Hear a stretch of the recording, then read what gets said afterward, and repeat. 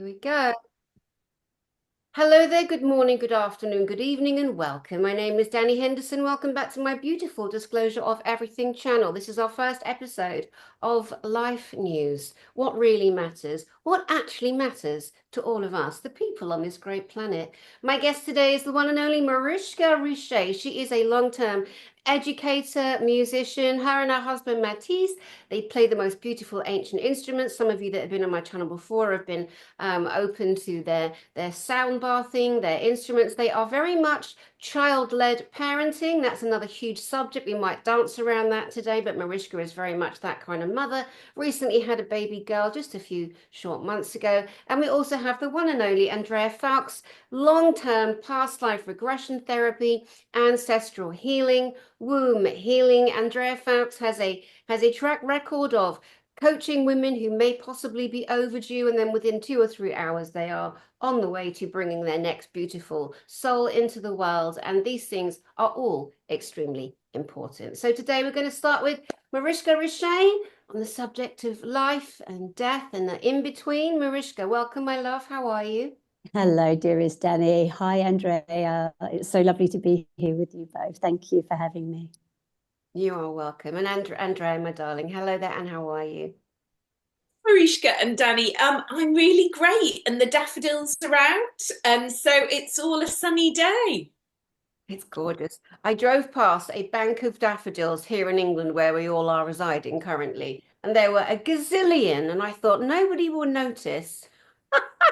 Just scoop me up a big old bunch. But then I thought, well, then they're done, aren't they? They're so lovely to enjoy. But the ones that are already cropped, like the ones Andrea has, I think we can all. But it's just so lovely. It's the beginning, it's the birthing of spring. And we know that January 1st is not the new year. That was a manipulation by the disgusting system we've been struggling and now finally getting out from under the old guard. In Mm. fact, the first day of spring is just around now, actually April 1st. They called it April Fool's Day. You fools, don't you know what day it is? It's spring birthing day. It's new day, New Year's Day. Anyway, Marishka, let's start with you. Let's talk about you recently giving birth to the most beautiful little baby girl. She is gorgeous. Yes, we had a little girl. You have got to meet her, which is really nice. That was so lovely. Auntie Danny came round. I It did. was yes, it was amazing. It was we planned for a home birth with Gaia. We had a home birth, and so we wanted the same with Oriah. And so we had the home birth midwifery team making all the plans with us. And apparently I was over my due date. But for us, we're like, there's no, like, you can't say, oh, you're done. Come on now, let's move this process forward. Like, we feel that the baby has its calling and its time when it wants to come. And for me, I just want to birth naturally. So we just let it be. And when it came to the date, we were putting our eldest to bed, and literally as I was putting her into bed, my waters broke. And so I was like clambering off of the bed. I'm like, oh no, I don't want to soak the bed. And the little guy was like, it's happening, it's happening. I was like, it'll probably be hours, darling. Go to sleep. And when it's like in full swing, when the baby's about to get here, we will wake you. She's like, okay, mummy. Matisse started putting her to sleep. And for me, I instantly want the water. So I started running a bath. But I'm like, what's really happening? So Matisse comes out. I'm like, darling, you need to call the midwifery team and let them know, can they come? Because we're in full swing. He's like, okay, darling. Comes back to me moments later. He's like, sweetie, no one's on call. I'm like, what are you talking about? He's like, there's no one on the midwifery team. No one's available. No one's working.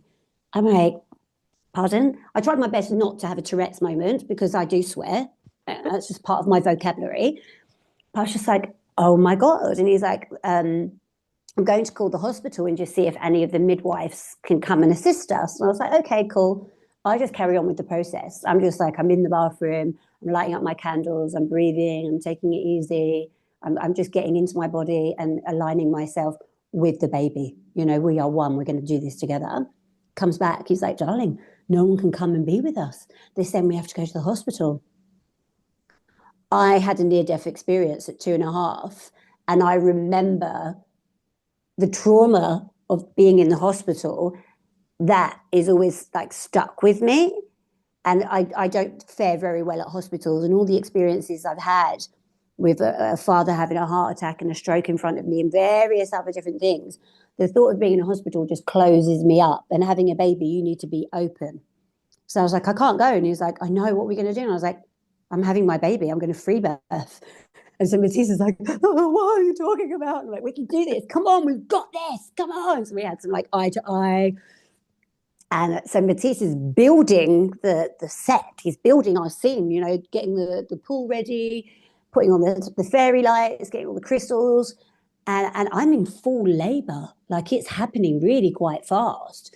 So I'm trying all the breath work, and it's taking forever to fill up the pool. My God, like what a palaver. And so we come out and he's like, it's quite warm, it's quite warm. I'm like, I don't care, I need the water. So I get in and I have to get back out because actually it was quite hot. Long of the short story, 2 hours and we free birthed our baby. Matisse, Gaia, he had to get Gaia out of bed. He flung her over his shoulder, brought her out. And we even caught it on video. I don't know how Matisse had the capacities to catch the birth on video, but we caught her coming out, which was just absolutely phenomenal. It was amazing. It was so empowering. Like it was one of the most empowering moments of my life. I've never felt so present and in tune with earth and heaven. And all the in between, but all of that just becomes diluted, and you are just in these two beautiful realms. There was one moment where I burst out crying because I was like, why have I been forsaken? Why am I being left on my own? Why is there no one here? I need a woman. I need someone beside me. You know, and Matisse was amazing, but he was all over the place. And every time I had a contraction, he was there and holding my hand. But in between, I was by myself and I was crying. And then I was like, come on, you can do this. And I literally heard a million voices of the women that have gone before me and those that are to come, encouraging me, like, you've got this, you were built to do this, you're not alone. And it was absolutely like chills. Like even now, I'm just like, wow, what a magical moment. And I just breathed that in. I breathed in all of that love, that light, that encouragement, knowing that all is well. I've got this. The baby's coming. And you can do this in a really calm, conscious manner, or you can unravel. And I chose to be really present and to breathe through it. Like, I think for one moment, we should never underestimate the power of breath. Breath is life. And all I could hold on to was breath. And that baby came out with ease and with grace, and we worked together. I was literally like, come on, like, don't tear me apart. Let's do this. And it was amazing. It was absolutely beautiful. It's so Baby incredible. Oriah. You know, baby Araya, and she's so beautiful. And you've breastfed from day one, like 24/7, pretty much. That is Yeah. one hungry child. I can attest to the hungriness. And just to say about having women around, you know, especially a woman who's given birth, you know, that's what you want. I mean, I was a nursery nurse for years and hadn't had children, you know, had no children. And I'd be teaching mothers how to breastfeed. And it hit me one day, I'm like, Dani, who are you? You've only done theorizing and training at college, and you don't know anything about the nipple and getting it right with the baby and latching on. And you don't know that process of pushing and birthing because you haven't experienced that yourself. You know, at the time I was doing all this kind of work, and it was again a conscious thought. I felt like such a hypocrite, you know. So you want someone who's gone through that, but it's so beautiful. And you made so many good points there that we don't have 1,000 years to unpack. But in brief, we're given a date when the baby's due. That may or may not be the actual date. Mostly women are allowed to start, you know, but women are allowed to start. Then you've got women in Hawaii birthing in the water with the dolphins, although you're not supposed to do that. Anyway, so as we have been repressed down the centuries, now we're looking with much more confidence. Women with wombs. If you want to know what a woman is, it's your mum. End of story. Your mum that gave birth through her vaginal canal. End of. Just so we don't get any silly snowflakes. This channel's not for snowflakes, guys. Bye. Love you. Mwah. But let's just get sensible, because now in society, we're so broken and fractured and Yeah. damaged. We're terrified to say Yeah. the wrong I mean, I'm not. I'm over it. I'm not. I love you all. Be who you want to be. Just stay out of my face. If you want to be a cat, that's a no. Okay? No. Anyway, thank you so much for sharing that. Beautiful, beautiful. And that's the life force coming in and birthing and becoming part of the collective consciousness. And then we come to Andrea. You, my love, what a journey you've been on the last few years. One of the main things was keeping your mum and your dad, who you sweetly call mummy and daddy, keeping them out of an old people's home. Bless your Mm. heart. Please give us an insight into what you've been going through. Well, I think birthing and dying are so closely bonded together, And even though I haven't biologically had a child, I work a lot with women birthing as well. So it's like that infinite intelligence is in your body. You've birthed thousands of lifetimes of babies in your body. And I think if you can clear the trauma of this lifetime of your mother birthing you, then you can birth like Mishka's had that beautiful birthing experience. And the funny thing is, as you were sharing your beautiful story, the commonality, which is really interesting, of you birthing a baby and in that moment thinking, I'm not sure I can do this. I'm being forced to do this. In a weird way, I had a similar experience. My mum passed 3 years ago, and I kept her at home and that process. But my dad died suddenly last, what was 29th of November 2024. And I was here in Glastonbury, and I had a similar experience to you. It's like, oh my God, he's gone. I've got to get there. I want to see the body. I don't want them to take the body from the house. For me, it's really important that I see the body. And it was like I got there, and then I'm sure the commonality of birthing a baby and dealing with someone passing is in those immediate few hours. You're like, for me, it was like, because I am an only child and because I don't have a partner, I was on my own. So I went to the hospital. I saw my dad in the mortuary. I did want to keep him at home, but the police wouldn't let me. So I had to go with the 3D of the police saying, because it's a sudden death, the body has to go to the mortuary. Then I had to deal with this other shocking grief that hit me, which was, normally it was a 4-hour drive. It took me 7.5 hours on the motorway to get there. You're pulling yourself into consciousness. And then I'm talking to the police on the way, arguing with them because they're saying the body's got to go to the mortuary, but it's a Friday. It's a Friday and the mortuary closes at 3. And I'm like, and when does it reopen? And they're like, Monday. I went, that's not going to work for me. See, I'm spiritual and I need to see my dad. And they're like, well, you won't be able to see him to the Monday. I said, no, like it's not going to work. You don't understand. I will be Muslim. I will be Sikh. I will be whatever religion you need me to be for me to see my dad, because this is not going to happen. I'm not waiting till Monday. And so it was like, your mind is thinking, I'm dealing with the sudden grief, and now I'm having to argue as I'm driving on the motorway. And I spoke to this woman at the mortuary, and I had to she went, I go home at 3. I need to get home. And I was like, I'll pay you whatever.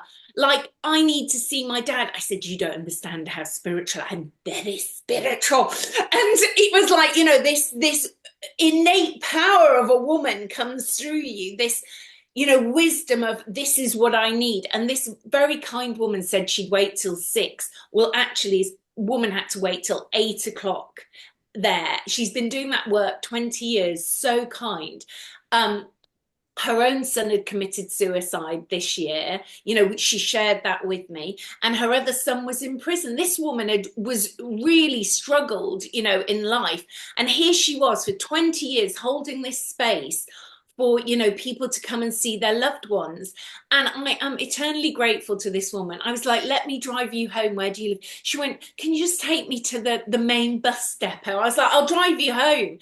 And I ended up giving her one of my gratitude diaries that I have, and we shared this beautiful time in the car after she'd held the space for me to be there to see my dad. And for me, it is so important to see that body, because it doesn't look the same as the hours and days go by, and those things are so important. And I thought, I'm a powerful woman, I will get what I need, but how many people don't know their rights? What if their child died in an accident on a Friday afternoon? You're going to tell them they've got to wait till Monday? That cannot be. So much needs overriding, as Mishka said, about the birthing process, encouraging women to birth at home, know your power, but you've got to be quite an intuitive woman to know your body to birth naturally. But you've also got to be a powerful, intuitive child to ask for the needs to see your parent as well, isn't it? Yeah. Yeah, it's so awful, when you go to these huge events like giving birth, going to the hospital, birthing at home, having your water birth, which is what you did, blowing up a swimming pool in your house and filling it with water, not being able to see your dad because he's passed away. We've got to fall in with the rules. All of these things, they never were before. We lived in villages. We had many multi-generations of women and men watching each other. Children, would witness the mothers, the maidens, the crones, and it was all very connected, and there were always enough people to help with whatever. And if there was a child that was rambunctious, or and looking at nature always gives us the signs. Like, I love the analogy of the matriarchs in nature. Let's take the Mustang, the horse. If there is a little male stallion buck that's not behaving, the Mustang senior matriarchs will force that young male out of the circle, and so the little one then becomes, prey, you know. But where they're in a pack, they're obviously much safer. And it's the most frightening thing for the young male horse to be pushed out of the circle. But they have to do that, otherwise the whole tribe is at risk. So there's always ways and methods that nature that we can learn from, not even to go into the elephant structure, that whole, matriarchal archetype there, which, we should learn more from. Now, our friend, Dr. Christiane Northrup, is the most senior gynecologist, obstetrician. And it's interesting, I've spoken at length with her on childbirth, and she's witnessed and been attending thousands of births over her lifetime as a senior doctor in this field. And the fact that the birthing, the gravitational pull, the going with the natural essence of the body. But she would also say that sometimes it was actually just as well for the mother to be laying on her side, laying on her back, depending on the position of the baby. I was always like gung ho, as a nursery nurse, all these ancient ways should be norm, because of course they're normal. I heard a story once, well, two stories. Once, Louis the 16th, I think, apparently was going to view a hospital, didn't want to see, or maybe Marie Antoinette was giving birth. It's a bit of a mixture because the stories do get muddled up over time. Like they say, Marie Antoinette said, let them eat cake. Actually, she never said that. It was Maria Therese further down the timeline that said that. But anyway, so Louis the 16th is touring the hospital. 14th, Louis the 14th didn't want them on their back. There you go. He wanted them on their back so he could have a really easy view. That's it. That's it. So see how skewed the stories get. It just got so, yeah. And it got stuck through one king saying, I don't want to have to. He was fascinated, absolutely fascinated with women giving birth. But he didn't want to have to be a weird angle, because we get into funny angles because we need to be really earthed and rooted, and we're often on all fours. And you're going to have to get on all fours as well then if you want to watch. And so he didn't want that. He wanted to just sit in a chair. So he asked for women to lay back. But when you think about it, our bodies are then like that, right? If we're laying back, then we're like that. Where does the baby go? The baby's coming from here. It's just gonna hit. And that's why we have a lot of problems. We're just gonna get women in different positions. But it came from one king. And there's a story of Queen Victoria, the same thing, was going to visit a hospital, even though she herself had many children, like 9 or 11 children in the end. And apparently same thing, it was improper for her to have to walk past and hear women grunting and squatting. And it's so wrong. Again, we go back to nature, to the ancient ways, Africa, amount of African tribal women, for example, that birth squatting, drop a baby in the field in the morning and back out or at home and then back out to work in the field in the afternoon. It's not quite like that. Obviously, people like to use that analogy as the superhero women, the African women. I take my hat off to them. They're amazing. But it just shows how the generations and decades of arsery from the system that's been controlling us, how wrong and corrupt it is, always was. But again, as we speak into these situations, life and birth and death and grieving and the system that captures us in between, we're claiming the energy and frequency moving forward that we do not, as a people on a planet, put up with that bullshit anymore. We don't allow things moving forward. We do have a voice. We will damn well use it, and we will make sure our ideas are heard and the old guard is erased. Andrea, how have you been since your having to deal with funeral arrangements, having to deal with parents who, lovely, they lived at home, but what a bit of a mess they left for you, my love. Yeah, I mean, my just ending on that, my grandmother birthed 15 children at home. Wow. On her own, my mum's mother, so she had 15 children, back in the day, and she was, quite interestingly, she was the woman in the village that they would go to for their children. Like, the baby won't stop crying, and my grandmother would help them, but also they'd call my grandmother to lay out the dead. So, it's those were the rites often of the woman who was the wise woman, or just the woman who'd seen more life than the rest of them.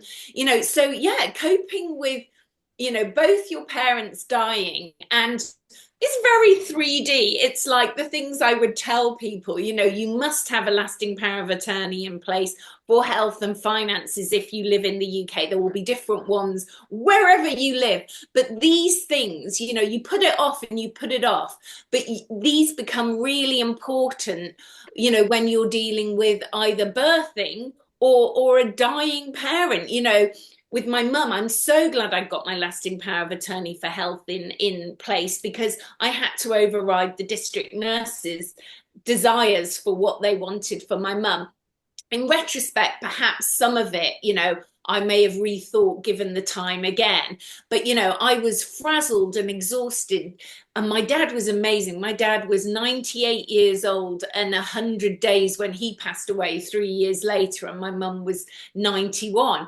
But, holding space for someone dying at home, it's a bit like dying at home is very different than, it's probably the same as birthing. So much is hidden from you if you birth in hospital, it's all hidden, same as dying at home is the theatre of the hospital is hidden from you. You get to see frontline the process of somebody dying naturally, not necessarily on a morphine or midazolam drip.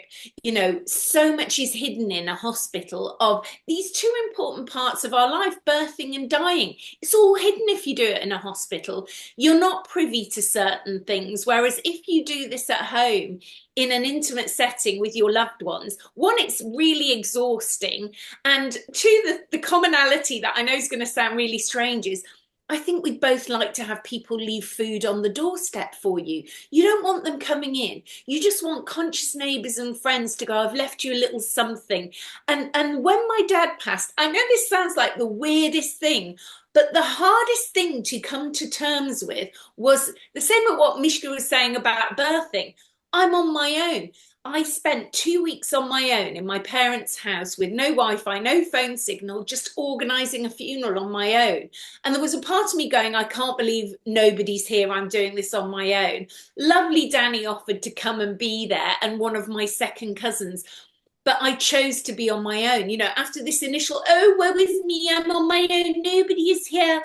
And standing in the supermarket trying to buy food, my brain couldn't even compute buying food. I bought a chicken and ended up throwing it in the dustbin because I wasn't in any capacity to cook, and I ended up having to go to the local pub to feed myself because my body was in shock. And when you're spiritual and wise enough to know you're in shock, but you can't stop the process, you've just got to allow this shock to pass through your body, and then you've got to make important decisions. And as much as my parents thought they'd left all the things in place, they hadn't. I had a horrific dust allergy at the time my dad's passing. I had all this rash all over my neck. I mean, it was horrific. And so I became allergic to their house. And so there were so many things that I had to be in this house. And I had to start the process of rifting, looking for the paperwork, trying to organize a funeral, what were their wishes. And luckily, I'd asked them years ago, and I would say this to everybody: ask your parents what you want. Do you know whether they, or a loved one, I'm saying parents, but it could be anybody. Do you know, do they want to be buried? Do they want to be cremated? What kind of music do they want? Do they want a religious ceremony? I mean, that was another hilarious aspect of it, which, I can see it all in humor now. Some of my dad's neighbors were on holiday and they're born again Christians, and I did actually think the whole thing could be over by the time they come back from holiday, but they ended up coming back 2 days early, and I had to tell them, my dad's passed away and the funeral's tomorrow, kind of thing. You're very welcome to come to the funeral. And she went, hold on, are you not having a religious funeral? I said, no, that's right. And she said, well, your dad made an ode to God in front of me. And I had to say, no, you would go round and hold my dad's hand and do a little prayer over him in exchange for a crumble. You gave him a crumble. And and it was prayer for crumble. I said, I had to be honest with her. I said, my dad was not religious. Well, I think he was, so I'm dealing with my grief and having to ally the religious beliefs. And I'd also had this, I mean, it's a whole hilarious story about this woman showing up at the hospital when my dad was in the hospital a year before with a bunch of born again Christians in tow. And that's a whole other hilarious story in itself. But I ended up going into my dad's wardrobe after he'd passed, and I just pulled this piece of paper out, and my dad had this amazing handwriting, and he'd written all his thoughts and beliefs on religion being an opium of the masses to appease their fears and things. And so I read this thing out at the funeral, and I said, to all of those here who wonder why we're not having a religious ceremony, may I read this out in my dad's own handwriting, which cannot be emulated because it's so incredible, my dad's handwriting. And I said, this is why we're not having a religious ceremony, because I'm honouring my dad's wishes. Yet my mum's funeral was a religious one because I honoured her beliefs and thoughts. And you have to take you aside. It's not about me. It's about me honouring who these people were and what their real beliefs were. And you as the congregation, can get your feathers all ruffled. But it's not about you. And so many people bring themselves into thinking it's about them, but it's not. Yeah, that's such a good point. People do tend to make these huge events in life about them. And also, it is upsetting no matter how close you are to a person. I went to a funeral recently. My darling friend, Vianne Brown, passed away, and I got to be with her. It was funny because she loved this 528 Foulkes. And unfortunately, she had a breast lump and she hadn't told anybody about it. And by the time things were then moving, it had already gone into her body, into her back. Anyway, she was just so beautiful. And I've known her since I was a little girl. Our mums are best friends. And anyway, I was allowed to sit with her. What an honoring to sit with a person. And I would just play this like over her, or put it to her ears because it's a long, like, ooh, beautiful. And she took comfort from that, and she passed very quickly. I mean, within 2 or 3 weeks of that. So sad. And it was interesting to see all the different people coming, and the funeral home was, people were sitting in between the rows of seats. This is how much this woman was loved. She was such a natural spiritual person, and when she'd give you a hug, she'd make sure her heart was pressing on yours. And I did a honoring broadcast on my channel just to her because she was this barefoot warrior. She was so natural. She'd walk her kids to school with bare feet, and Vianne, just so beautiful. But everyone that went has their own already programmed ideas of what spirituality means, what death means, what we do, what we say. And the lady that did the service was a friend of hers.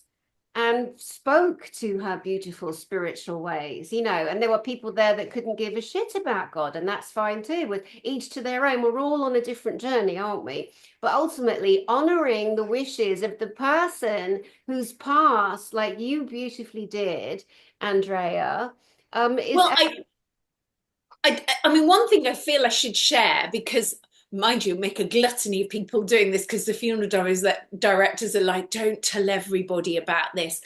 But because my dad was cremated and my mum was cremated, and personally not my wishes, I love a burial myself. But in the process, I'm quite thorough in some ways. So I knew this was all coming down the line, having parents in their 90s. And years ago, I got a good book I'd recommend everybody to read called The Good Funeral Guide. You read books about birthing, but you really should read books on dying, the conscious dying, conscious birthing. And The Good Funeral Guide allowed me to ring up undertakers. You don't even need an undertaker. I watched a woman on YouTube go and collect, her mum had passed, and she turned up at this hospital with a motorhome and her husband. And they literally took the mother's body wrapped in muslin out of the hospital, popped it in the back of the motorhome, drove off to a green burial site, dug a hole, had a cup of tea, popped their mum in there, did a little bit of a ceremony, buried her over, had some sandwiches, and off they went. People think you've got to have a funeral director. I did choose that for both of my parents because it's what they wanted. But the special thing that I did at the end, which with my mum, I got a friend who was a celebrant for my dad, so she came and did it. It was beautiful having a friend there, to support you. But I'm really good at public speaking, so I read the eulogy and I sort of took over the funeral in the end. But the magical thing that I did for both of my parents, and because I do sound, light language, sound coming out of me, there's something called charging of the body. And when you're being cremated, most people think, oh, the cremation is, the curtains draw, or sometimes the coffin goes down and everybody walks out of the crematorium. But that's not the end of it. They've got to go in the burner. You can avoid facing that if you want, but that is the process. And for me personally, I need to see them go in the burner. So you ask, it's called the charging of the body, and it's a special thing. You don't pay any extra, but they then have to turn the burner on that day, because sometimes they're not actually going in the burner that day. They might be going the next day, because yours might be the only funeral that day. So I stood there, and as my dad and mum were going in, and I actually did this as well for a friend's daughter who'd sadly passed away through suicide. And I stood there and I sung light language as they went into the burner. And my friend for my dad's funeral said, she was there, I was there, there's only 3 people allowed there, and the funeral director, she said the funeral director was crying. There was a tear coming down his face. She said the sounds that came out of you were just phenomenal. But for me, that was me adding my spiritual rite of passage. Because over the years, my parents, my mum would like the light language because she had a beautiful voice and she could sing. But my dad would be like, oh, stop that noise. But as the years went by with my singing light language, my dad would go on, sing your thing. And, he even saw entities coming out of his head once when we were doing the light language. So he did go on a big journey. And one of the other amazing things that happened is, over the years, my dad would read, I've been on this journey 25 years. He'd read my books on the Pleiades and other star beings, and he'd make notes and he'd ask questions. And then I found this book on whether you believe in the violet flame or not. At some point I must have read a book over the last 25 years on the violet flame. And when I came home from the funeral, I went into my parents' bedroom, my dad's bedroom, and not only were his wardrobe doors flung open, but he must have put this violet flame, small little book, into his wardrobe, and it was thrown out of the wardrobe and on the floor in the bedroom. And since then I felt this bigger connection with, like, Saint Germain of the violet flame linked to my dad, which you have to kind of honor these mystical things. And for my mum, she comes as a ladybird in, could be the midst of winter, and the ladybird appears. And on the day my dad died, she was a little ladybird on a fairy statue in the garden in the end of November. That's so beautiful. That is so beautiful. You know, light language, there's a lot more people today who believe they can sing it, and there's some confusion as to what that is. Is it in tongues? Is it lali lali la? But you've been doing your particular brand of light language for well, for decades now. Now, you and I were in Glastonbury and we went in this church, this tiny church, such a beautiful church. There was no one else around. Okay, no one was there. We go in by ourselves, and we're talking about how pretty, how beautiful. And Andrea was moved and said, "I want to sing." She sang. I wish I'd recorded it. I've never heard such a beautiful verse come out of you, and I've heard you sing light language a lot. And it was stunning, absolutely stunning. And as she's in the realm of releasing this beautiful toning that's hitting all the atmospherics in this beautiful chapel, and this old bag walks in, a volunteer. Be quiet! Chop, chop, chop! Oh, yeah. She's lucky she didn't get a spanking from me. Anyway, she's trying to shush. And I said to her, be quiet. How dare you? She goes, no singing in the church. Now, have you heard anything so ludicrous? No singing in the church. What a controlling old bag, right? No, Old. but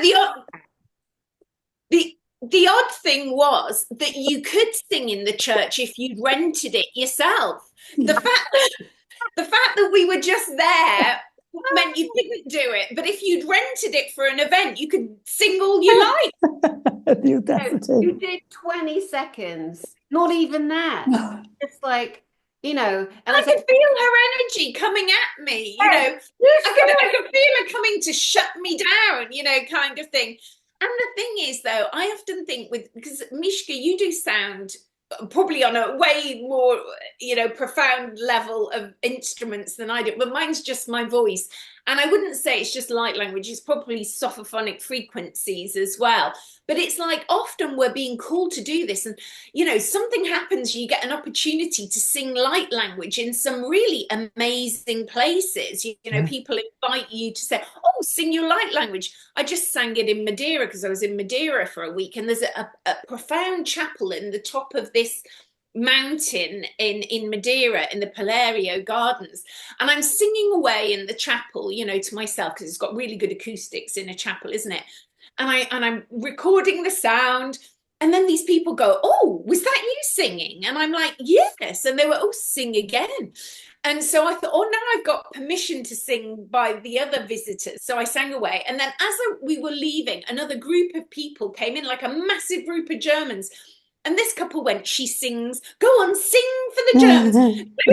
So now I'm like singing for this whole group of people, and maybe they had to be there, I had to be there. And we don't know what codes that we're putting into that energy, into the landscape of the earth, into the ley lines. And, it's setting that vibration, and other people will come and receive it, and they'll maybe come and put their sound frequency into that building. And we're clearing the old energy, because I will say, as I was reading about the history of this ancient hotel and this chapel in the grounds of the beautiful gardens, I did go, ugh, when I read it said, oh, and historically there was the red shoe ball. And I'm thinking, oh, because we know what we know about that. And it said hunting and the red shoe ball. I was like, oh, no wonder I've got to sing light language and clear this heavy energy that's gone on there.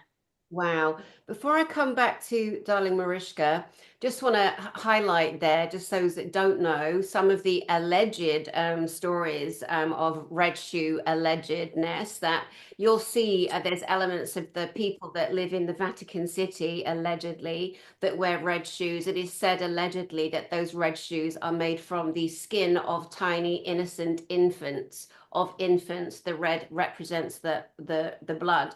So it's horrendous, horrific, and there are people that will test, and children that have attested. Do you remember years ago, the children in Hampstead? I remember like 15 years ago or so when we were on Yeah. Facebook and you did a whole report on that. They've covered it up. Hampstead, they say it was just a focus of attack on mothers, but obviously there was something big there with these two little kids that were reporting unbelievable details of happenings in their school, underground basements, cellars, people in the village being part of it. Hampstead is a very, I lived there. Golders Green I lived in for a while with this amazing Orthodox Jewish family, nursery nursing for them.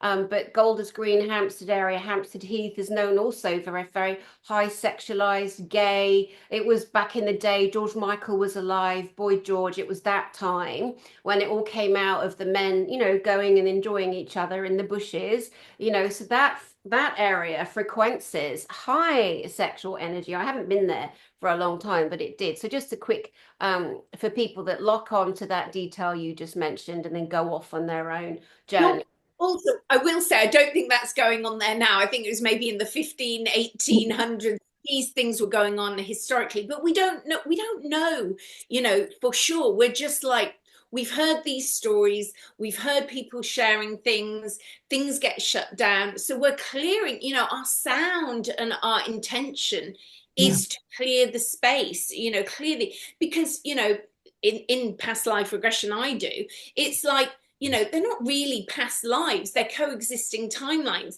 and energetically, all these timelines are layered upon each other through other dimensional vibrations. So everything is energetically coexisting. So you're trying to clear the timelines in all timelines of existence so we can be on this really positive timeline now of birthing consciously, living consciously, dying consciously, and I think especially in the UK where us three live, there's so much taboo around childbirth still, and there's people's egos get so triggered, like I'm sure Mishka knows so much more about this. It's like so many women are told, oh, you're going to have a C-section. But, and when I work with ladies, it's like, you've got to heal your own emotional trauma. It's so easy to give your power away if you haven't educated yourself and you don't know your power and you haven't done deep emotional inner work. You can't always have an amazing birth if you haven't prepared for this. You've got to have meditated, you've got to have cleared your own trauma. So the average third dimensional woman isn't going to be able to hold space for that unless she can tap into some cellular memory from her ancestors or past lives of power. If she stays in the 3D, she's going to have a tricky time. Marishka, what are your thoughts? I really am grateful that Andrea just shared about her parents. Actually, it was really heartfelt. Thank you, Andrea, for being so raw and real. And I think you really honoured your parents. What a life's work. That's lovely. Not all of us treat our elders with such love and respect. So you really are an inspiration. Thank you. And I'm sure your parents are very grateful for all the love and tenderness you showed them. Thank you for sharing. So I am an empowerment coach. I empower people to help themselves either move through really traumatic things from their past that's blocking them in their present, and then being able to fulfill whatever they want to fulfill in the future. And that could be birth, that could be a relationship that they're in that they need to remove themselves from. It could be patterns that keep playing themselves out. And I think that the main issue that humans have is we are not living our full potential through so many different things. And I think that the only thing that we can do in this time that we are living in is, instead of spending so much time looking outside of ourselves, is we've got to take that journey inward and go deep. And it's uncomfortable and it's ugly and it's not pretty to deal with these issues and tissues that we have that are always bubbling to the surface. And often what happens through big life experiences, a birth, a death, being massively challenged, a big breakup, is lots of things come up and come bubbling over.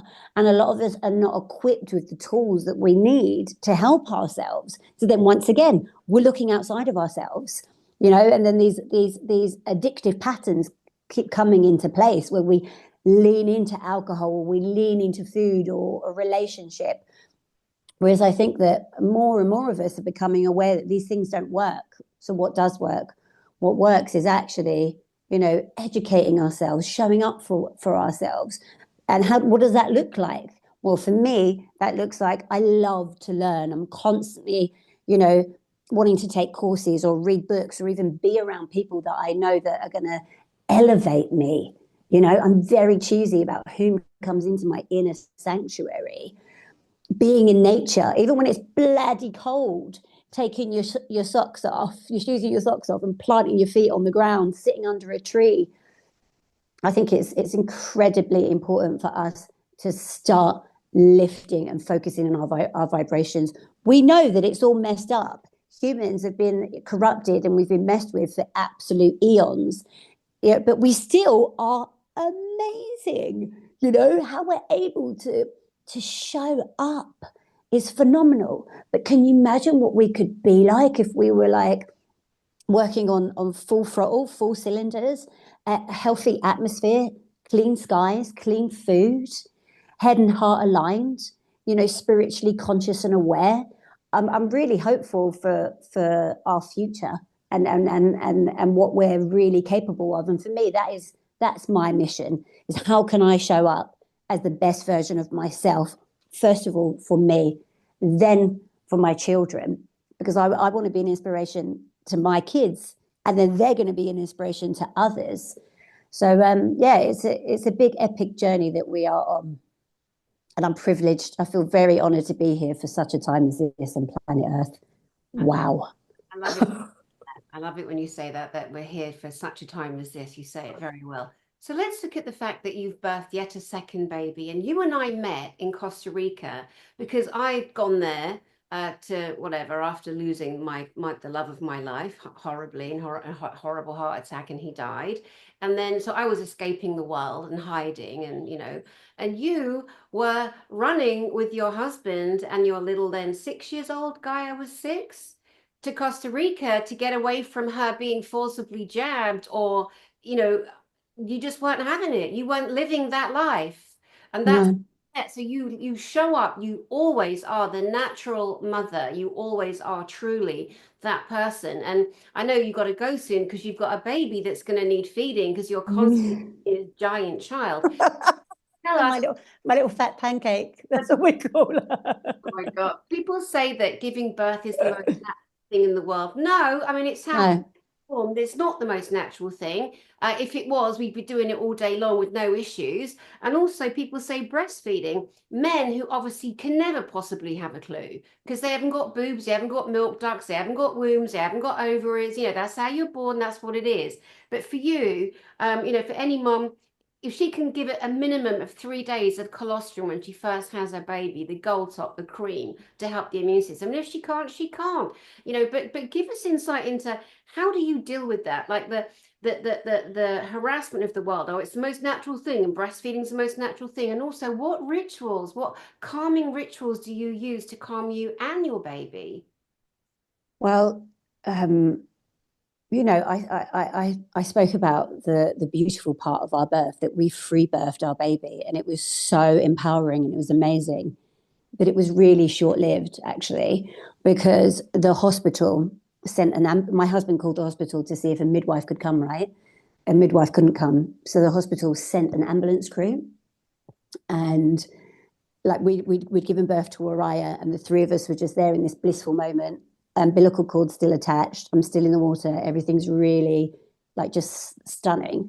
And then there's banging, banging, banging on the door, furious banging, like super intense. And I'm like, keep them away, keep them away. Matisse let them in, and all I remember is their big black boots, the ambulance crew, just stamping all over my beautiful sacred space that we had built. And they're like, you've got to get out of the water, you've got to get out of the water. And I'm like, I don't want to get out of the water. Like the baby and I we're still attached. we're very comfortable. I'd like to birth the placenta in the water and keep the baby with me. And they were so forceful. It was really awful. And I actually ended up having to give everyone a 5, 4, 3, 2, 1. I've just had a baby and I had to like breathe and go 5, 4, 3, 2, 1. Everyone calm down. I had to send a gentleman out. There was one of the ambulance crew who was just stood there like gawping. I was like, you out. Everyone silent. Why should I have to do that? Why did I have to turn into a lioness? I was calm. I was collect. Everything was safe. Everyone was okay. And I had to turn into to get my claws out. I didn't want to have to do that. That sent so much trauma into my baby system, into my system, into Gaia's system, into my husband's system. My husband and I then became fractured. That's not okay. And the reason why that happened is because the ambulance crew haven't been educated in that. They don't know how to show up to a birth. And there's nothing, I don't hold it personally to them, but it's the system. We're not honoring birth. We're not honoring death. We are not honoring the in-between, like where people need to have a say of, like, they need to be heard. They needed to come in and just talk with me. I've just birthed a baby, and I'm able to speak to you and talk to you. They kept trying to bypass me, but they were pecking at Matisse, saying, get her out of the pool. We've got to get her to the hospital. And then they're fear-mongering me. You're going to bleed out. You're going to bleed out. Eventually what happened, they were pecking so much at Matisse that the umbilical cord got yanked, and they pretty much yanked my placenta out of me. And I was like, and once again, I was just like, oh my God, like, there was so much invasiveness. And I know that happens across the board with women when they're having babies. We're not heard. They're not listening to what we require. And even when we have got a voice, I am a powerful woman. I know I am. I just free birthed a baby with breath. And then you're just going to completely ignore me and literally yank my placenta out of me where you're trying to get me out of the water and then trying to put the fear of God into me that I'm going to bleed out. I'm not stupid. I was like, oh my God, let me get out of the water to see now what's going on. I could be bleeding out. I was absolutely fine, because if I was bleeding out, you'd know about it. There was no major blood coming out of me, but they're still pecking at me, pecking at Matisse, pecking at me, pecking at Matisse. Eventually we had to go to the hospital and nothing was wrong with me. The baby was absolutely fine. But what happened is they stole our magic. They stole that beautiful sacred time we had together. And so for me, for the first 3 days, there was a lot of trauma. I had a lot of trauma because they had taken me into a state of fight or flight. I was very earth, very grounded. Everything was beautiful. It was cosmic. Like I could see all the colors in our space, all these beautiful pinks and blues. It was all soft and stunning. And then they came in and it just all got fractured and ripped apart. And so it took me some time to really get back into my body and sync back up with Matisse. And even with the baby, my baby, it took some time because she kept having this kind of like shocked, like there was like shock in her system, because ultimately they excuse my language, but they pissed all over our parade, like everything was all light and gentle and beautiful, and they separated us because they kept trying to like pull it, like the membrane, that was a little bit of membrane was left in me, and I can't birth that. It's dead flesh. I need some help to remove it. They couldn't even offer me the simple care of helping to remove that tiny little bit of dead tissue. They didn't know what to do. They couldn't even listen to the lady on the phone who was trying to tell them what to do. They were so freaked out by something awful happening and it be on them that they couldn't even act accordingly. So everyone felt powerless. That's not okay. We need to start empowering ourselves and others being empowered to help one another. When Andrea spoke about being on her own, I wanted to cry hard for you, Andrea. I was like, that's not all right. Why in these moments of birth and death are people feeling abandoned? No. But do you know what, Marishka? Your story has just triggered my mum's passing, which was different to my dad's. You've just shared exactly the same thing that happened, but it was my mum passing. Yours was birthing your baby, but the similarity of what I'm about to share is so similar. You know, my mum was passing very quickly, very unexpectedly, even though she'd had the dementia, she had this tumor. And my dad was then what, 95, 96. He was holding space, you know, we were taking it in turns to sit with my mum as she was passing. And it was really not a pleasant passing. But I'd stood in my power in the beginning because I got that lasting power of attorney for health over the district nurses. But there it was, the middle of the night, and my mum was making noises and waving her hands. And because it was the middle of the night and I was sleep deprived, and it was probably about 8 or 9 days into this passing, and I was starting to kind of get sleep deprived, and you know, I'm the grieving daughter, and it's the middle of the night, and the district nurses has said you can ring at any time if you've got any worries. And this noise that my mum was making was going on, seemed like for hours. And it was the 3 or 4 in the morning. So I rang them and they said they'd come round.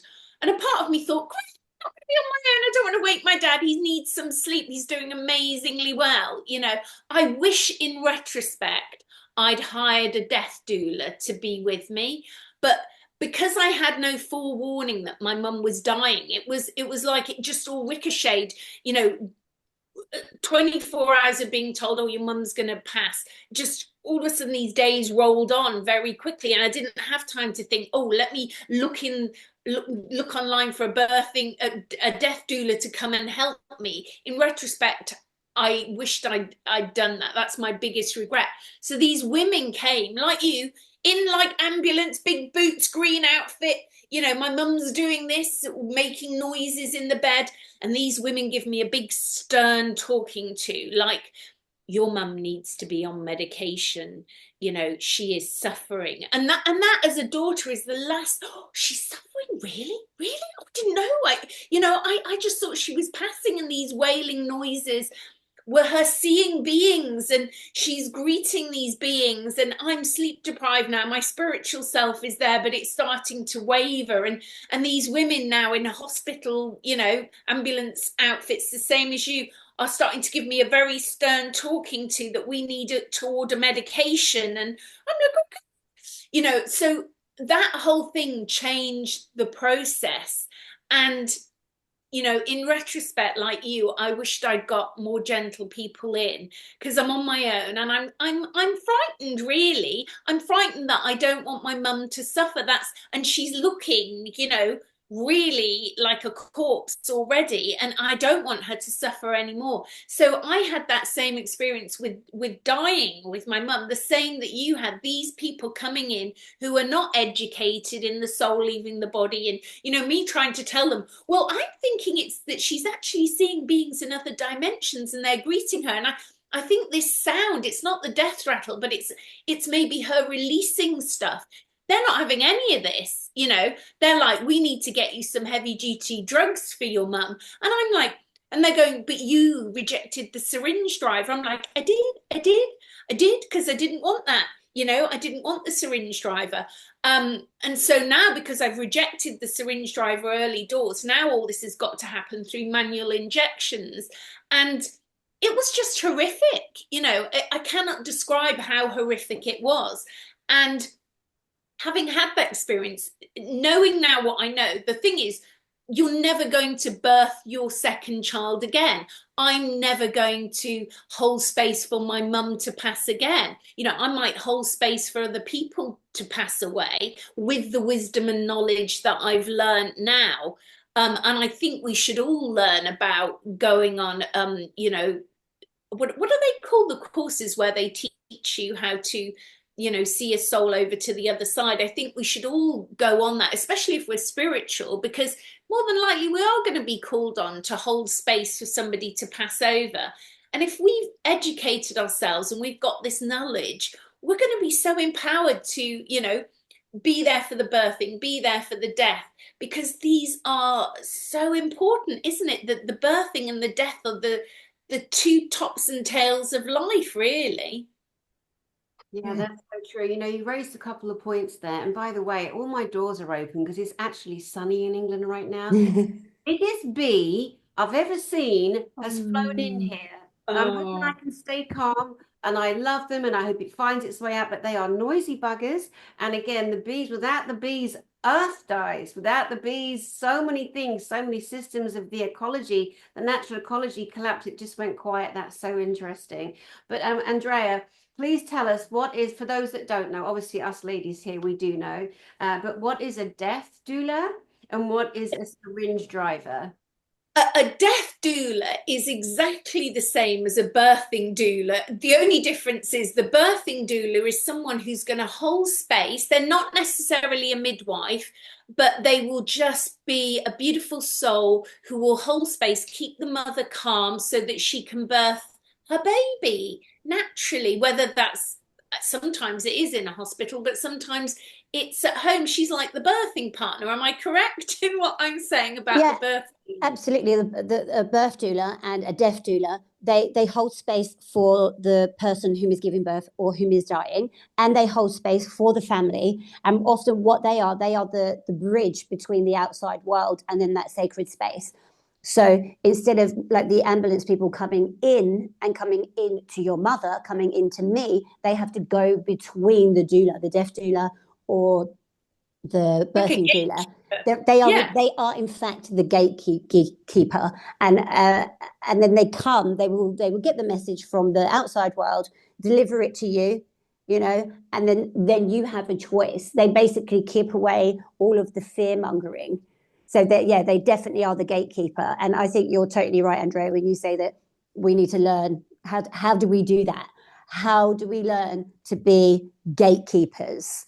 That's how we have to show up for one another. Is I'm going to hold your gate. I've got you. I've got this space.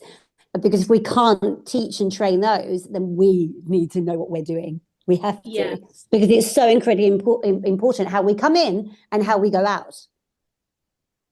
yeah. That to me, they're the everything. The Everything. arriving and exiting, and a syringe driver is. If you're going to be at home, I mean, it would happen in a hospital, but most of the time in the UK, if you're going to die at home, they will try and order as soon as they put you at like palliative care, end of life. They know you've only got a few days or a week left, especially a few days. They'll try and get you, but the problem is because of the NHS in the UK, they'll try and make you order it a week earlier. So a syringe driver is a machine that's going to inject into the person who's passing, probably morphine, probably midazolam, I'm afraid to say. And that's how they will get the body to shut down, you know, so that that person will pass, especially with somebody who perhaps isn't quite so spiritually aware in themselves and is perhaps fighting the death process. You know, that was one of the other things that was very hard with my mum was, you know, I'd taken her to the hospital a few weeks before because they'd said she could have an operation. Now, bear in mind, my mum had dementia, and my mum was all about singing and, you know, like it was a very pretty lady. And so I decided not to do this extensive surgery, which would have meant cutting your tongue out, Oh you la know. la. I was like, this is not going to work for her. And that's one of the other things about having the lasting power of attorney in place. You, at some point, decide, sometimes in my case, I had to decide whether my mum lived or died. And, you know, whether me making this choice not to have this operation for her was the right thing. And I can remember sitting in the coffee shop in the hospital with my mum sat there like a little girl, not really understanding the gravitas of having spoken to the surgeon that I'd made this decision. She wouldn't be having the operation. She'd be dying gracefully. A lady came over to me and said, "Angels, why are you crying?" This lady, and she was struggling to speak, this lady. And it turned out this lady had had the operation my mum had, but she had a stoma. So she was, you know, not eating. She'd had her tongue removed. She had a massive scar over her face. And I said, "Oh, I've had to make a decision for my mum." She said, "I've had that operation, speaking, but without a tongue." And I looked at this lady and I thought, you don't have dementia. My mum would not be able to cope with this. My mum would not be able to cope. As hard as it is, I've made this decision. And my mum once I got her home, she said, "Don't let me die."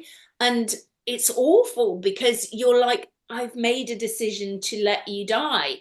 And so once these hospital people came in, was too late for the syringe driver to be ordered. So they have to manually inject the person. And it took a couple of days and it was really not pleasant. And so maybe there is some use for the syringe driver. It's more of a gentle process. So sometimes we can be so sort of not maybe honoring who my mum was, that she didn't want to die and she was fighting the process of dying. So it was a harder journey.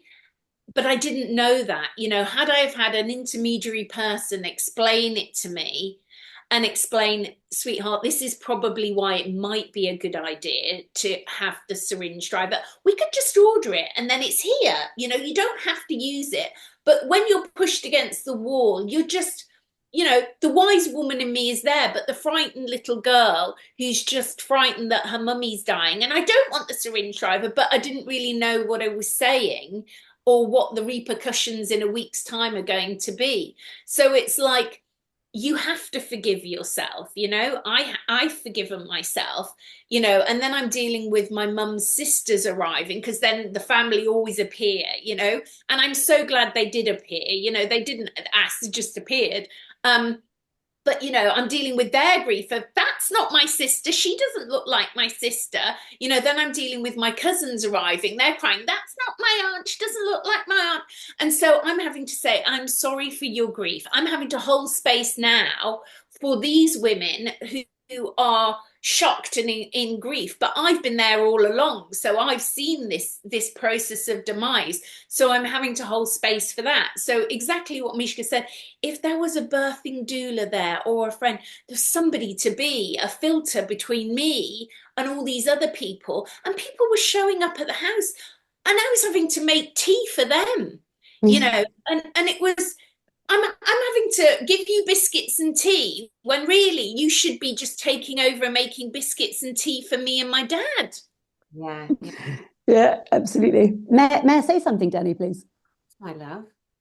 I think in the near future, I've already sat with this quite a bit. I'm going to hold space for birth and death, because during the pandemic, there was a lot of loss. And my family personally went through a lot of pain, as someone had to pass at home without any sort of pain relief or anything. And then what happens is there's so much suffering around, could I have done that? Should I have done that? And then we are left with the aftermath of all that trauma stuck in our bodies. So I think having circles where we can talk about birth, we can talk about death, people sharing their stories, sharing ultimately their traumas, helps the healing process when we hold space for one another. And then also you can gain insight, can't you? You can go, oh, all right, oh, that's what you could possibly do, because folks won't know about doulas, they won't know about birth doulas and death doulas. So I think having sacred spaces, circles where people can share and show up for one another is the way forward for us. That's how we can grow, I feel. And also, after, if you have got a body at home, what you do with that body, the rites of passage of preparing the body, I was able to do that for my mum. I was honored to do that for my mum. And, I got great solace in putting her makeup on, I loved putting her makeup on, and making her ready to go on her next journey, and what outfit, she would wear. And all those things are so important. And the other important thing that I kept saying to the funeral directors is, oh my God, I have got so much solace from the fact that the two gentlemen who came to pick up my mum when she passed were the same gentlemen that took her coffin into the church, were the same gentlemen that actually took my dad's coffin into the crematorium as well. So one of them, I mean, this young man came out of the womb when he was born to work in this profession. He is everything. I can't say enough about the lovely Jason. The lovely Jason was just born for this work. You know, he Oh. has the personality, the demeanor, that, and you know what? That is also the most fabulous thing that I take to my heart and brought me solace at the time, was that this young man, he's not that young, he's probably a bit younger than me, that he was the consistent thing, you know, in that process. And that Mm. is so healing and so powerful. So I Mm. have an idea. So I've never told anyone this on camera before, but my great uncle James Griffiths, who was MP of Carmarthen in South Wales, he, along with a guy called Bevan, oh, we've just lost Marishka, a guy Bevan, they created the National Health Service. So it Ooh. was this man called Bevan who wasn't okay with the little boys going down the mines, the mining in Wales, and the lack, you know, the lack of health.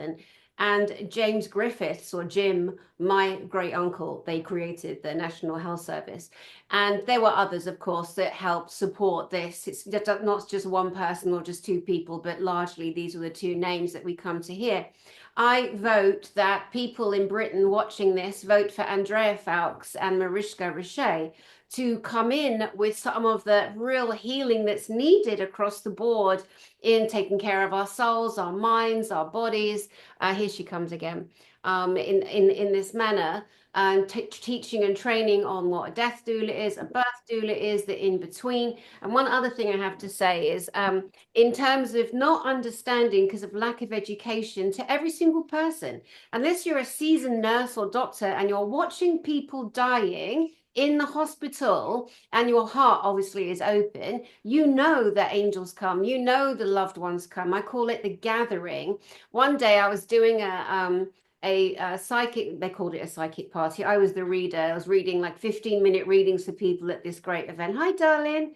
And this lady sat in front of me, and it was interesting because I remember it specifically because as she sat down, I took her hands to link into her energy. We start talking, and I can see this old lady with her, and I said, "Oh, I said, your mum's here."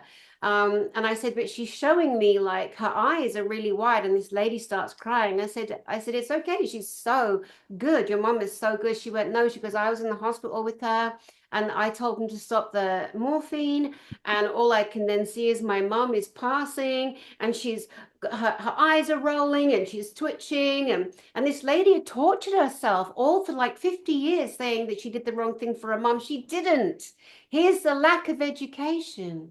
When the body is breaking down, the soul, the spirit is to the side. The physical mechanics of the body are shutting down, and we, the person that love them, are traumatized seeing what we think is someone having seizures. We think our parent or the person is in agony, and largely they are not. And that is an area of education that we need. If they're looking around the room, as I've seen more than once, even when my Jeff dropped dead, didn't even wake up a second before, he looks over and something entered the room. And his last words were, oh, wow.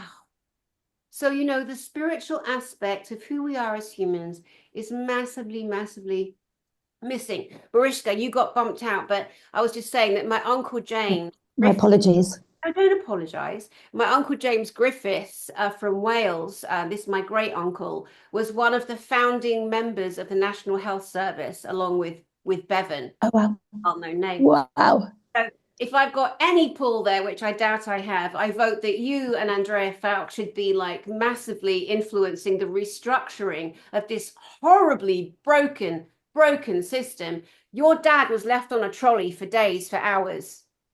My dad was not even on track. He was sat in the National Health, in the hospital. You know, he'd been in a few times, and we waited for 12 hours. This is a 98-year-old man, 2 weeks before he died, and he refused to go into hospital because he said, you know, I would go into hospital if you can guarantee me a bed on a ward, but I'm not going to sit in a trolley. We saw 21 people in the corridor, and I swear to God, some of them had passed away in that corridor when we went in. But can I just say something else that I feel is so pertinent and just what I've just been through? And I am so blessed that I've been able to do this for someone. I have a client who she has been a carer for her dad for 13 years, and she's burnt out. She's exhausted from caring for her dad. And her sister lives 5 hours away. Her sister's now caring for her mother-in-law. So her sister's not as available as she was to step in, and, she lives 5 hours away. My client's been through a lot in herself, in her own recovery from addictions and things. And, she's frazzled.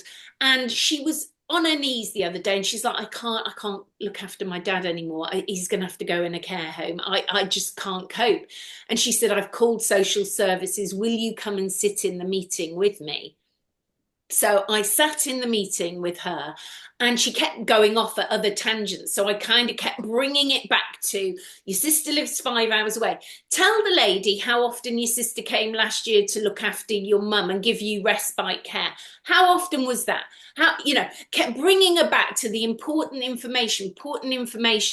And you know what? We turned round her dad going into a care home, because that's where it was going, to all of a sudden, sideball, the social worker says to my client, what about if I give you 52 days paid respite care? Would that work for you? She went, oh my God. She starts crying, drops to her knees, like, yes.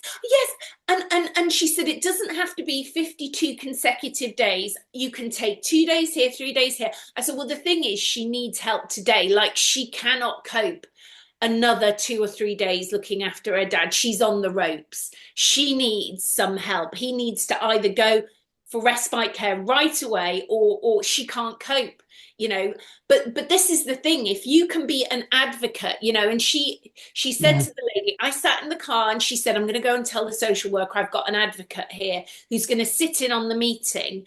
And my client was like, thank you. I don't think that would have happened if you hadn't have been here, because she was going off at all kinds of crazy tangents, which weren't relevant. And that was the decision between her dad going full-time into a care home, emergency care, that's it, it's over, and him going to leave the house, which he didn't really want, and the house would have had to be sold to pay for the care, to her ending up, which was the difference. They said, if your dad goes into care now, the house will be taken. But if we do this respite care now, depending on the financial situation, if you've got less than £23,500 in the bank, this will be paid for by the government, and you will get to stay here with your dad. Your dad will get to stay in his own home, and this will buy you some extra time to reconsider. It was probably one of the best days' work I've done recently, apart from my other young sort of guy I mentor who, that's another case in itself, that I got that boy back into the hospital to get his stitches looked at.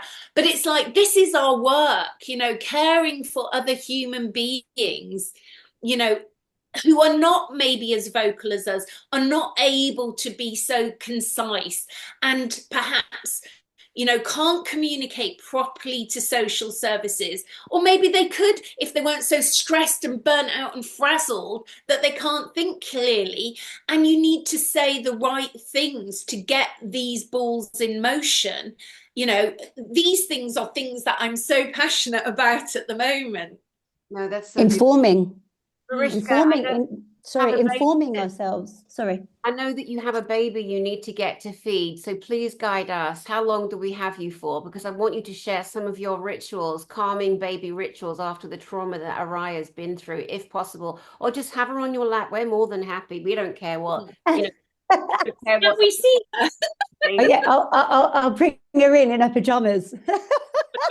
Yeah, I'll bring her in. Yes, Matisse. I'll get the baby. Hang on, bear with me.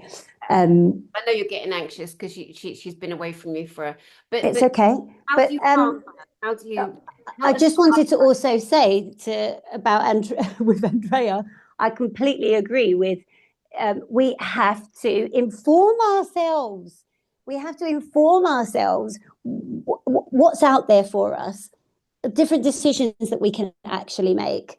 It's because we can't just hand our power over to a system that's broken. And the people, bless you, my darling, the people that are in these systems, they're broken. They went in with their best interests at heart, right? They want to look after people, they want to care, but they're working in a system that's corrupt and it's a mess and it has been for years. So they need to be re-educated, but that's not bloody happening. So we have to do it ourselves. We have to stand our ground and go, actually, do you know what? I'm not doing that. What are the other alternatives? And if they can't even tell you what the other alternatives, we need to know what the other alternatives are, then we can bring it to the table. So it's about us taking back the power and helping others. But would you like to come in and say hello, Miss Dribble Drops? Here is Orion. Oh, this is so cute. Raya. Hi, baby. Darling. Oh, he's so present and alert, isn't he? This is Orion. This is Orion. It means the light of God. How old is she? She's 4 months. Look at her neck, so strong, isn't it? Diddy dog. Diddy dog. Hello. She's dribbling. She's starting to teeth. She's teething at like 4 months. Matisse and I bring in these really powerful little beings, like the size of her. She's such a big chunky monkey. She's really present. She's very playful.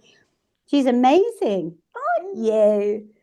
You wanted to ask, Dani, Matisse, please may I have a tissue? I've wanted to cry so many times on this broadcast that we're having together, ladies, because it's really, it means everything. Life and death. Thank you, my love. I appreciate you. Life and death is it's the biggest gateways. In between is really where we have a choice how we're going to show up, but how we come into the world, so potent and powerful it can be, and how we leave ultimately really needs to be a celebration, right? We need to be able to celebrate that passing, and often it's not the case. So yeah. So Dani, you were asking how do we? What was your question? I'm having a Dory moment. Oh, that's fine. Baby brain. I'm like. The rituals, the calming, the techniques, you both had a beautiful birth, but then it was ended in some trauma, some ripping of the placenta, breaking of the umbilical cord, and it wasn't what you'd planned or what you'd done for the 9 months of having this child growing inside of you. So how have you healed that traumatic event so that we can help other mothers too? I was very angry because I am an empowerment coach, so I was very much like, how did I not hold space? How was that not possible? I did the best I could. I literally free birthed a baby. And then my poor husband was really upset because he was like, how did I allow them to come in and like do what they did? And so there was a lot of work. We had to have some really honest and real conversations with one another and look deep in each other's eyes and forgive one another, forgive ourselves, forgive one another. Like how... forgiveness. It was forgiveness, compassion. We're to show my self-compassion and then compassion to Matisse. And like I said, even the people that were around us, they didn't know any better. They were doing what they thought that they needed to do. If something did happen, God forbid, if I did bleed out, it would be on their hands. So they were showing up to the situation with the best that they could, with the knowledge that they had. So I had to really go deep with having compassion for myself and then having compassion for others, and then sitting and being with my husband and us just holding one another and forgiving one another. I spent a lot of time in the bath. I work with water, activating the water to heal me, asking to be cleansed inside and out, and to be for the healing love of Christ to come in and work it deep in my soul and in my being.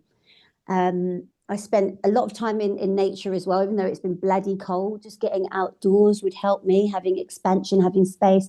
Very privileged to live by the sea, going to the sea, having a scream, having a cry. I like having a scream because I think a lot of the time we push our trauma and our pain down. So releasing, I think, is incredibly important. Singing, I do a lot of toning work. I sing. We've got our sacred instruments, which is all really helps. So playing a sacred instrument, and then light language, like yourself, Andrea and Dani. From I had a near-death experience, And that's just opened my four clairs. I'm really blessed as well to speak light language. So I use my light language with our sacred instruments, and movement. Movement has also really helped as well, moving and singing, so we can just release things that are held in this physical body, in this physical state.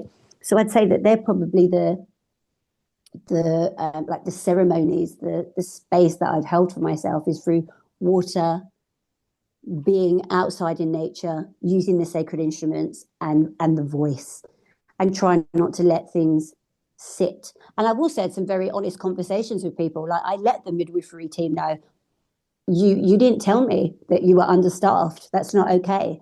If you had told me, we would have paid to have got a private doula in. You know, I've had some very frank conversations with people, and I will continue working in the field with empowering and helping women that are about to give birth, because I think that that's incredibly important. And not all of us have the money to be able to have a birth doula or to go and do classes before where we can get physically in tune with our body and our breath. We don't have that privilege.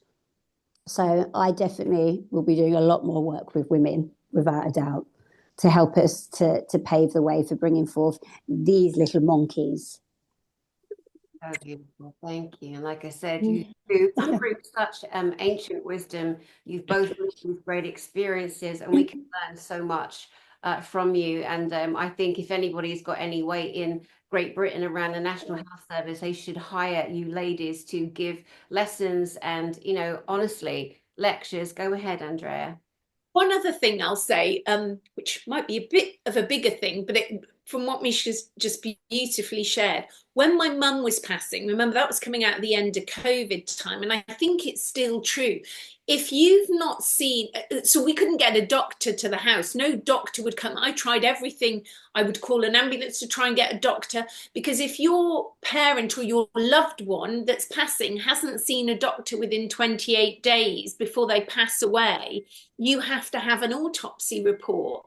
And I did not want my mum or dad's bodies being tampered with after they've died. To me, that's sacrilege in my spiritual belief. If I can prevent you from having an autopsy, I will do that. I don't care what you write on the death certificate, and I would want that for myself. If I'm dead, I'm dead. And sometimes I think, well, where I live, nobody might find me for quite a few days, and at least my soul will have left the body untampered with and unhindered by then. So to me, I made a video when my mum passed with my mum in it, because I couldn't get a doctor, and I was calling out the doctor's surgery and everything. And when I got my mum's notes, because you can apply for the medical notes of your loved one if you've got the lasting power of attorney for health, which is another good reason to get the lasting power of attorney for health, because you can apply for your parents or your loved one's medical records back to dot. So that can help you if you've got a child to see patterns, things that were flagged up in their history, all kinds of things. But for me, it was so important to just forgive yourself. Like you said, forgive yourself. It's with the level of consciousness that you had in that moment. In that moment, that was the consciousness you had. So you did the right thing based on the consciousness you had.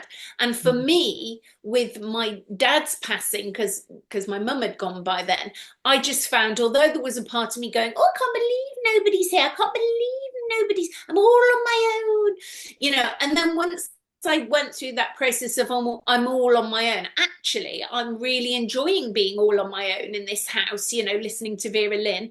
I've got 2 weeks to organise this funeral. I became laser focused.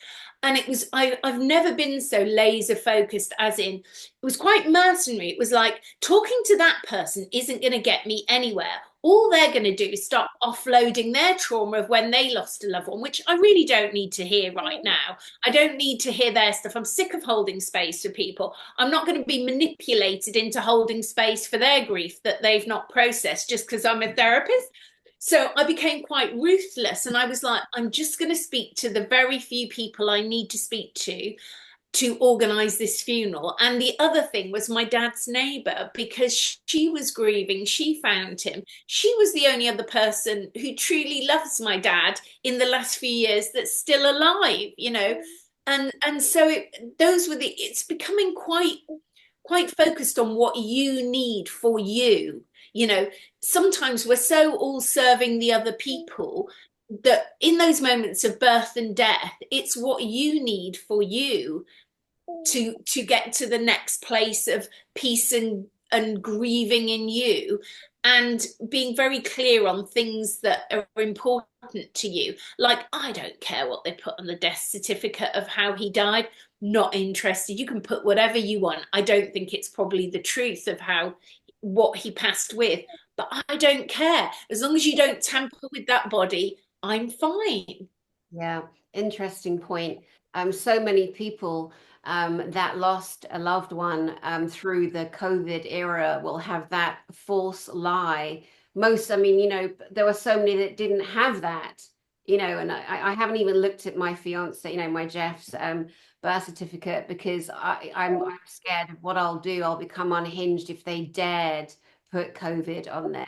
I can't bear to look at it, because we know that atrocity, those crimes against humanity did happen. It doesn't matter if people get triggered and don't want to hear it, like they don't want to hear 9/11, all the people that, I can't handle that. Well, mate, we're in a mess because you couldn't handle it. That's why we have to have these conversations, and we have to take care of ourselves, our souls, our spirits, our families, our parents, and push against the old guard as we write and create the existence that we are going to live the rest of our lives, and our children, and our all the rest of it too.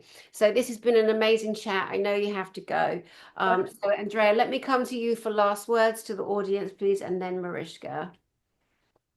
Oh, I've really enjoyed this conversation between the three of us.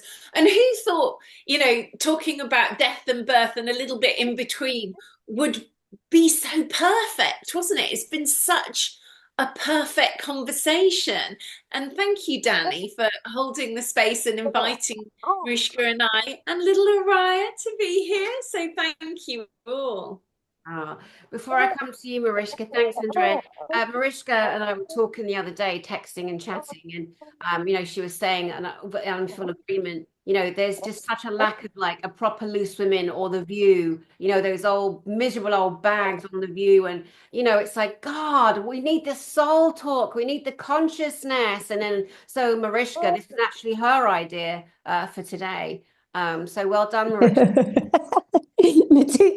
This is down here trying to get something. What's he trying to get? This is trying to get his books and his notes. Family life, so raw and so real. I love it. I love you. I appreciate you. Come and say hello. Hello, everyone. Hi, my love. Hello. What was the question? I don't know. Final words, my love, to the audience. Final words. What a blessing. What a blessing it is to be able to birth. What a blessing it is to be able to be with your nearest and dearest as they pass. What a blessing to be able to love, to have experienced true, great, wonderful love.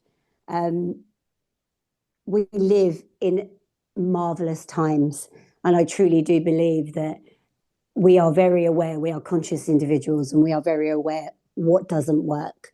So let's not focus on what doesn't work anymore, and let's put our energies, our efforts, our love, our passion into showing up for ourselves and working on what we know does work. It's really quite simple, isn't it? And let's be there for one another, and let's shape and shift this world for the little ones that are to come. Beautiful. Well, it's an honor to call you my friend and know you and be in this world. And I'm really proud of both of you and sharing you with the amazing audience that comes on this channel. And so there'll be ways that the audience can get hold of both of you, find more of your work, Until next time, Andrea, Foulkes, Marishka Richet, little Araya, I am Dani Henderson, sending you love from our hearts to yours. Mwah. We'll see you soon. Thank you, guys.